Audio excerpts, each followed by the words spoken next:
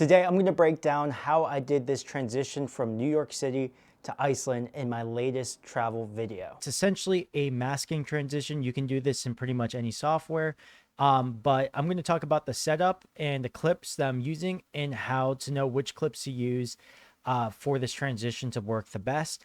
That way it's not super wonky or anything like that. So let's dive right in. Right now I'm using Davinci Resolve. You don't have to be using Davinci, but the concepts are going to apply to pretty much any editing software, but I'm using Davinci Resolve. So the first clip that we have, which is shot on an A7S III, is of me in New York City, and I'm walking, and then right there, this guy walks past, and that's going to transition into the next shot.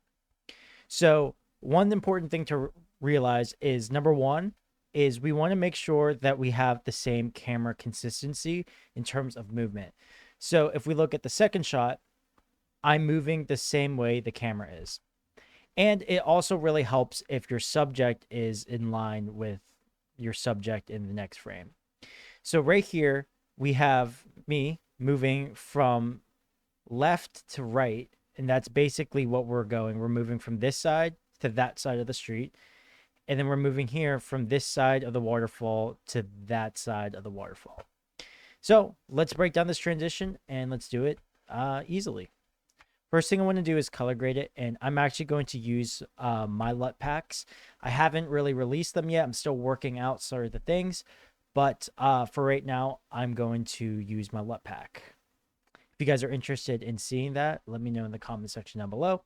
So I'm using my Blade Runner color look here for the A7S III. This was actually shot on a DJI Pocket 3, and I'm going to use my Pocket 3 LUT. And there we go. So the next thing that we're going to do is we're going to actually move these layers like this. So why am I moving the layers like this? If you think of like a sheet of paper and you cut a hole in it, whatever is underneath that sheet of paper is what you're going to see.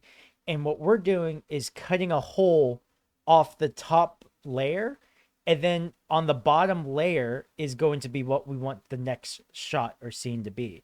So we want to make sure that the first shot is going to be on top of the one below it, if that makes any sense. So now that we got the clips here, let's make sure it just flows correctly. So I'm just going to play it and stop at the transition, and I'm gonna trim it there, play it, and move into the next shot. So that looks pretty decent right there. Cool. So now let's go into Fusion. What I'm gonna do is I'm going to right click the clip and do new Fusion clip. Then we're gonna open up Fusion. The next thing what we're going to do is we're going to make a mask for this transition to work. Now, in any other software, like I said before, you can use the same tools, whether it is a draw mask or if it is a mask in Premiere Pro or After Effects, it all works the same. But in Davinci Resolve, if you want to create a mask in the Fusion page, all you got to do is click this button right here, and it'll automatically make a mask for you if your media in one is selected. The next thing that we want to do is go to our mask and invert the mask. That way we can see what is going on. The next thing I am going to do is uncheck solid. And basically what that does is if I make a mask like this, for example, I can't really see what I'm working with. But if I unclick that, I can see what I'm working with. And you'll see why that plays a role later on. So right now I'm going to delete this and restart again. And I'm going to go to the frame where I can see a change happening, which is this frame right here. And I'm going to punch in, and I'm going to just create a general mask like this. And again, solid is unchecked. And then I'm going to go the frame before it, and I'm going to move the mask outside the frame. One frame backwards. The next frame, we move up, and we're just going to repeat this process. And the more detailed you can be with your mask, the better the outcome is going to be. The last frame, so right here, I'm just going to take this and put it out. just to make it simple. And if we play it back, we can see that mask going on. Beautiful. So the next thing we're going to do is we're going to turn this solid on, and we're going to feather the edges just a tad bit, and I'm going to move the border width up just a tad bit. If we go back into our timeline, we can see now that hole punch is there. And if I play it back, we can see what that looks like. So we got some problems here and on the bottom here, which we can go back into our masks and fix. But essentially, other than this kind of darkish grayish, we only want to see black. So let's go back in here and see what's going on. So I'm going to increase the border width here.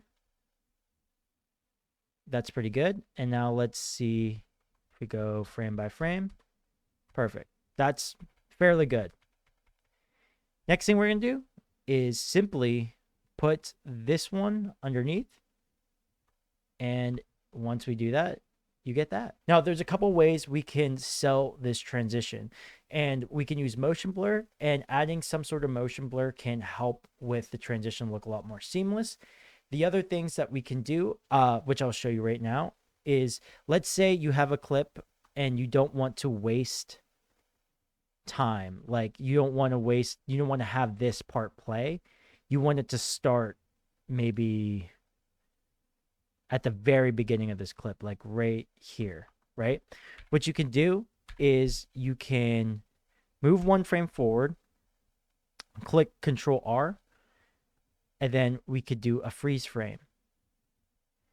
And then we can move the freeze frame underneath.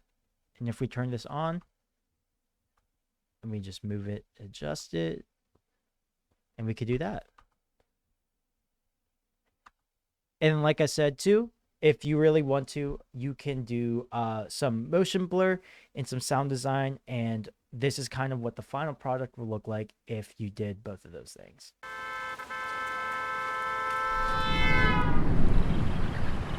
So that wraps up how to do this transition. It's one of my favorite, but also one of the simplest and easiest transitions to do.